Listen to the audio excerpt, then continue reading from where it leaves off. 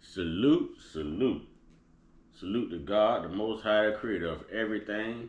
You know, as y'all come in, hit that subscribe button, that like button, that notification bell. And I gotta speed this up because I'm gonna need all this time. So, one time, yeah. Excuse me, y'all. I say one time, yeah. I say y'all get it. One time. One time for the Uncut Squad. One time for the Gifted Family. One time for my sister J Stars just putting the spiritual smackdown on her YouTube and TikTok platform. Y'all go check my sister out and subscribe. That's J Stars with not one but two Z's, y'all. J Stars. Last, we got to give it up to God, the Most High. The creator of everything, the real MVP and Savior, y'all. Two salutes to the God. All right. I don't know whether I'm gonna leave the comments on or off of this video because I am so tired of arguing with angry, disrespectful black women. But I have so much fun doing it because sometimes everyone needs to be put in their place. And if you're gonna be angry with me because I'm gonna sit here and tell the truth and expose the truth, then darn it, be angry. All right? Be angry. Be the emotional creatures that you are. All right? Have no problem with that. But for those who seek the truth, want the truth, who build their foundation on the truth, for those who want to inspire the world through truth, to those who are still interested and infatuated and obsessed and honored by the truth, then I got some truth for y'all. Listen up. Here's the lady that you love to hate, but her work of art is just so great. Yeah. Miss Candace Owens, ladies and gentlemen. I'm bringing her back. Miss Candace Owens. Pick it apart. So she appeared on a show called All the Smoke, and she was interviewed by the hosts, which are former NBA players Matt Barnes and Steven Jackson. I want you to pay very close attention to her answer here. Take a listen. What do you think when you hear people kind of questioning just the fabric of who you are? Well, one, I don't listen to it. I'm really clear about who I am, and if anybody else is not, they... Everybody just try it. Try to Kamala cackle, everybody. What is it? Kamala, chameleon, not black, is Indian, whatever her name is, whoever she is, Hoff Harris, whoever she is, let's just try the cackle and laugh, y'all. Try it. Doesn't make me feel any better. Need to go through their own level of therapy. That's not my issue. Right. My mother was very clear. She was raising two black girls to be two proud black women. Y'all know I be trying to be good, and I'm gonna let this play. But there's just certain parts to where I can't stop the me in me. Okay? I can't control the me in me. And that was one of the parts. Her mama, who was of an Indian descent, a dot head, told her that she was raising two black women. Oh boy. Black women, please raise your hands if you have a dot in the middle of your forehead. My black women, if you have a red dot in the middle of your forehead, to all you women who are going to get on here and disrespect me, like I'm disrespecting a black woman, are y'all red dots? I don't know what to call them. I'm not trying to be disrespectful.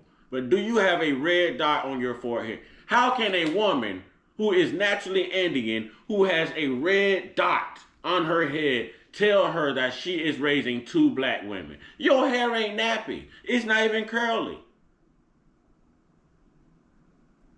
Black women, we heard you say Indian. How many times? But let's go. I try to control myself. I try. And it was never a question. It's funny because over the years, journalists, some, not most, will want to talk about it. And I say, okay, if you want to have this conversation, I'm prepared to have it, but sit down and get comfortable for a few hours. If you want to start talking about race in America. You want to talk about what the 1/8 rule? That's You want, right. You want to talk about what it means in terms of who you are perceived to be, and she don't even have a black person nose. She got the Michael Jackson nose after his 100th surgery. She got the Michael Jackson 100 nose surgery nose. That is what she got. They ain't even a black person nose. I don't know. It's like a Venezuelan nose. Maybe, I don't know. I can't even call that a European nose. I don't know what kind of nose that is. Nobody knows what nose that is. But that's not a black nose because it ain't big, it ain't wide. It don't look like mine. It don't look like the end of a double barrel shotgun. It's not a black nose. That's all that's to it. That's all that's to it. It's not a black nose. If you can't smell the greens cooking from here to somebody else's house, you ain't got a black nose. You ain't got, that's not a black nose. She can't smell the greens. She smelled the tofu. the impact that can have on the rest of your life, regardless of who you actually are in terms of your God-given capacity and the rights that you have and should have. So, I don't mess with that. I think that's... She definitely had the Michael Jackson nose surgery. Look at her nose. I've never paid attention to this before, but now, and her roots not even nappy. Look at her hair. That's what our black women wear as weave right there, her hair. Let's go. Other people trying to figure some stuff out that they got some issues. They got to deal with it. Wow. So she just doesn't answer the question at all, right? So before we had her really leaning into being black, now all of a sudden she doesn't even mess with that. I don't mess with that. I don't even mess with. They need to go to therapy. She's pulling this Freudian technique, obviously, and I've spoken to you about Freud, who was a disgusting human being who essentially gaslit women who were actually being abused by their fathers. So what she's doing is this exact same Freudian technique of gaslighting people by being like, actually, you need therapy. The problem is you. The problem is actually you for asking the question. No, Kamala, we're asking the question because you made this a theme in your bookie book, which we're going to get to in a little bit, okay? So you don't get to now just not address the question whatsoever. Put yourself in her shoes, okay? I'm going to put myself in her shoes. I'm running for president of the United States, okay? And these questions keep popping up about whether or not I am black. Do you know how simple it would be to simply answer the question? List your black relatives in 4 seconds. I would be like, this is my grandma, this is my grandpa. Suddenly she's a little iffy on the details here. Why didn't she just say, yes, obviously my grandmother is Beryl. Here's a picture of her. She's black. I'm disgusted with the people that are even calling this into question. Here's my great grandmother, Iris Finnegan. I am obviously black. Instead, she goes, oh, do you really want to talk about it? That's what I say to these shows. Do you really want to talk about race? Do you really want to talk about the 1/8 rule? I mean, how dare she? And the answer is yes, Kamala. Actually, I would like to talk about it. Yeah, I'm actually totally up for talking about the 1-drop rule, the 1/8 rule. Let's discuss history. That's what those journalists should have done. That's what those former NBA players should have done, not giving her a free pass. I would have been like, no, ma'am, name your ancestors. And why are you bringing up the 1/8 rule at all? Let's talk about the history here, okay? The 1-drop rule was actually a legal doctrine in the United States that was used as a means of racial classification, okay? It really dates back to the antebellum period in Virginia, where people of color were considered legally white if they had less than 25% African ancestry. So we're talking about something that was pre-Civil War, but then the classifications became especially relevant throughout Jim Crow in the South, obviously, because of segregation. So they're like, are you white or are you black? So they needed to know how to quantify whiteness and blackness. The laws were first officially codified in Tennessee as one of Virginia's racial integrity laws. They wanted birth certificates to just be very clear whether a parent was legally white or legally a Negro, so that it was known which laws in society you had to abide by. What about Indian Americans? Because strangely, she brings up her mom. You would think the first thing she would do would be to bring up her dad. Instead, she brings up her mom. She's like, my mom was very clear that she was raising 2 black women. Your mother is Indian, like fully 100% Indian. So the fact that the first person that you recall is a non-black person is suspicious. And regarding Indian Americans, just to be clear, in 1923, the Supreme Court decided in the United States versus Bhagat Singh Thind that Indians were classified as Caucasians, as they had been by anthropologists. They upheld Wait a minute. You're Indian. You're Yes. Indian, right? Yes. You're from where? Bangladesh, right? Bangladesh. Okay. Is that true? Yes. How do you classify? Well, how my mom classified is they classify themselves as Caucasian. But yet they make sure that y'all know y'all not white. Correct. They let y'all classify as Caucasian, but then they also vet y'all to let y'all know that you're not white. Correct. What is Caucasian? Caucasian is basically a nicer way of saying white. Seriously. So y'all can identify as Caucasian because, oh Lord, nobody wants to identify as being black, right? Nobody wants to identify as being black. So you can identify as Caucasian, just don't identify as white because you're not white. You can wear our label of Caucasian, but you cannot call yourself white. Right. But we understand you don't want to call yourself black because of how black people are looked at in the world. Goodness gracious. But thank you for the truths. Thank you. Thank you. See, ladies and gentlemen, we're going to get to the bottom of this. And I'm going to back this up so she can say this again. That. But they also made it clear that they were not considered white. So that is probably the answer as to why.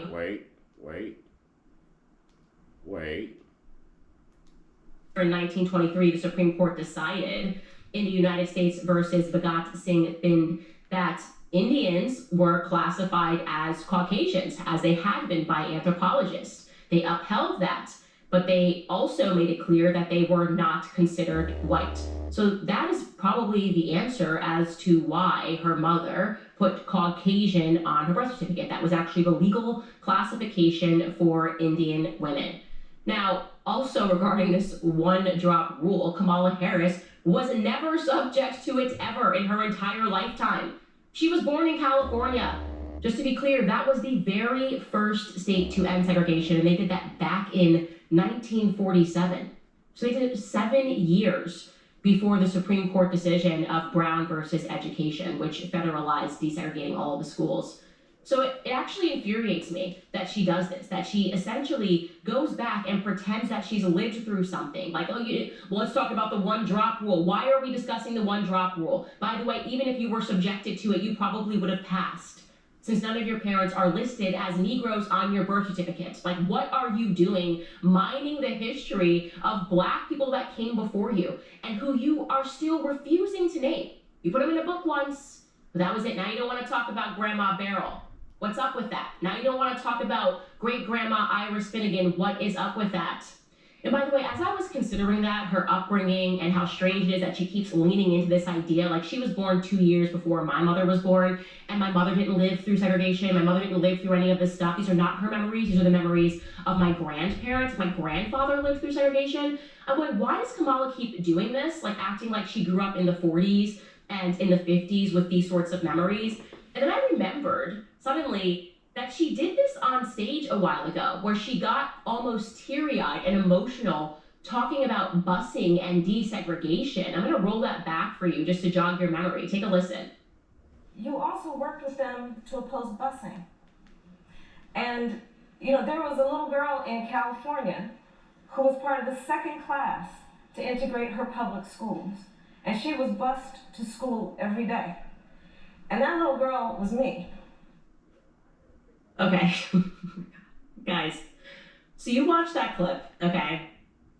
You're an American, you see she's getting a little choked up, and you can instantly assume that what she means is that she was like a Ruby Bridges. Yeah, like that little girl was me in second grade. I was a part of the second class. If you've never seen Ruby Bridges, very informational, very educational, but warning, it will piss you off.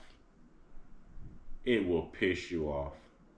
If you have never saw the story of Ruby Bridges, very educational, very informational. And if you're a very diverse person, if you're a people person, doesn't matter your race, it will piss you off. All right, I had to throw that in there. Desegregated, like that instantly signals, given the emotionality of it, that she was a Ruby Bridges. Talk about mining Black history. Well, let me be clear. She intentionally misled people here to make them believe that she was a young Ruby Bridges. This is how disgusting and despicable this woman is. She wanted people to go back in their minds to all they learned about Ruby Bridges, the images of Ruby Bridges having to be protected by police as she entered into that school in Louisiana. She wanted people to go back in their minds to that. That's why she's getting all choky. She's like on the brink of tears. That little girl. So to be perfectly clear here, that little girl went to Thousand Oaks Elementary School in Berkeley, and far from that impression she's giving, she did not live through any desegregation. Wait a minute, she went to what school? She went to what school? Wait, you know what she would do at a time like this if she heard that? She would, she would cackle. I gotta laugh at that. Cause she stood right on that stage, right next to Joe Biden, and she said that to him. That little girl was me. You know, she got every other woman in America who ain't never been through segregation. She got them all emotional like they done made it out of segregation. You never experienced it either. You know, she plays towards Black women. The Black men know better, and some Black women know better too. But she plays more towards the Black woman, that femininity, that gender card. You see what I'm saying? Sometimes she'll speak with a Southern accent. Sometimes she'll sound like she is raised out of Canada. You know what I mean? Like, man, come on, man. She went to what school and she talking all of this? She went to 1,000 what? 1,000 what? Let's hear that again. Perfectly clear here, that little girl went to Thousand Oaks Elementary School in Berkeley, and far from that impression she's giving, she did not live through any desegregation or any real desegregation at all, because as I mentioned, the schools had already gone through that before she was born, literally before she was born in 1947.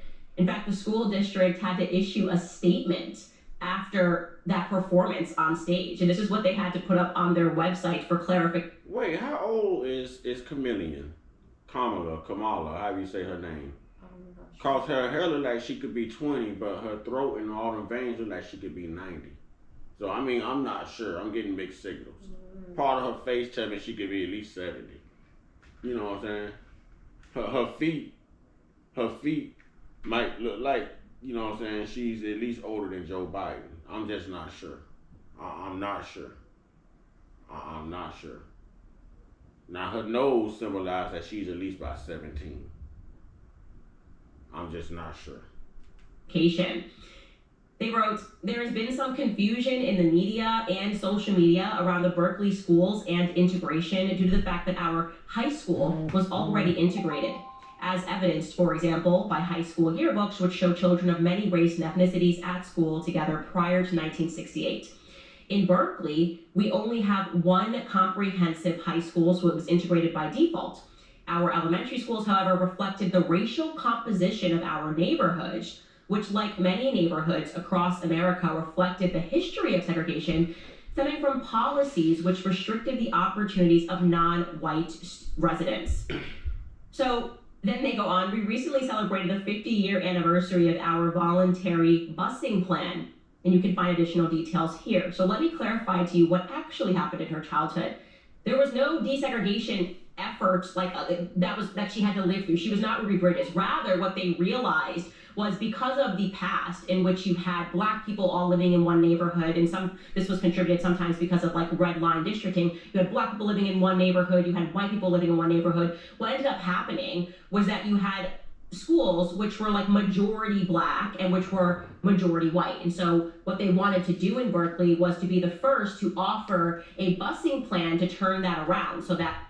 See, now I know what she's saying is important, but y'all know I'm stupid. I gotta point something out. Now that's a great look at Candace right there. And Candace is very beautiful. She's pretty, okay? Very good looking sister. Even though she don't like Black men, you know what I'm saying? Cool, very good looking sister, to each his own. But do you notice her nose? She has the genuine American black people, I might have been bad as a kid. I got a smart mouth. My mama didn't want nobody laying up on their furniture. Get up and clean the house on Saturday type nose. She's got the black nose. Look at her nose. Look at her nose. She's got a black nose. She does. Very cute black nose, but it's a little sizey. You know what I'm saying? I got a bell pepper sitting on my face.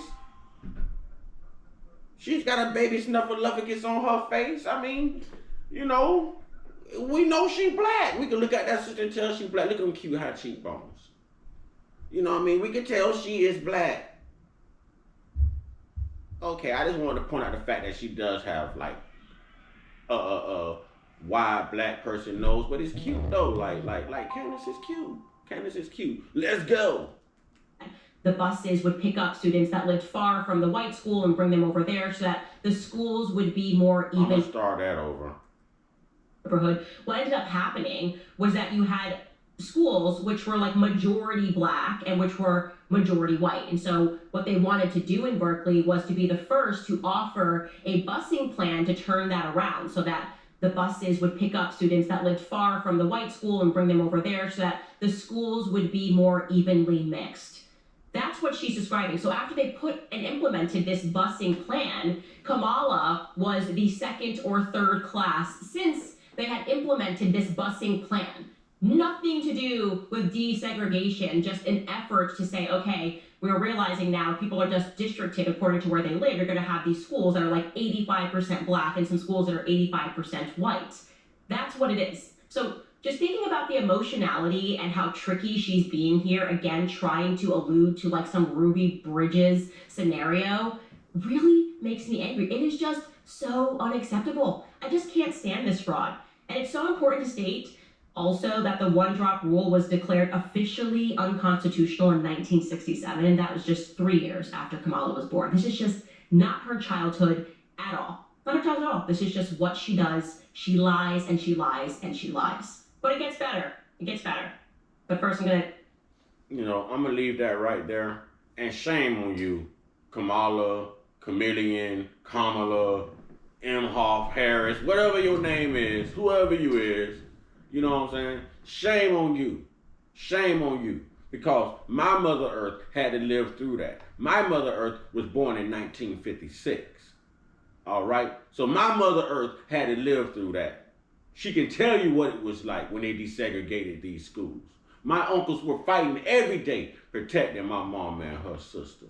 Don't play with our integrity. Don't play with our culture. Don't play about what we've been through. Don't pretend.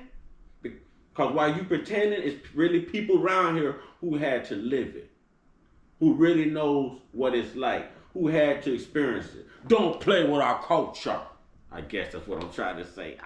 But anyways, y'all, get your one-on-one. Get your one-on-one. Get your one-on-one with your higher power. Let me know what you think about this video. I don't know if I'm going to leave the comments on because I'm tired of having to verbally put these disrespectful sisters in their place about this chick who not even black. About this chick who said she ain't gonna do nothing for black people. About this chick who took food in her bathroom and cleaned it in the tub. That is unsanitary, and I don't think black people do that. Holler at me if you do though, black people, let me know. But anyways, y'all stay prayed us, stay blessed us, stay meditated us, stay protected, stay real, stay woke, stay uncut, be inspired, be great, be you.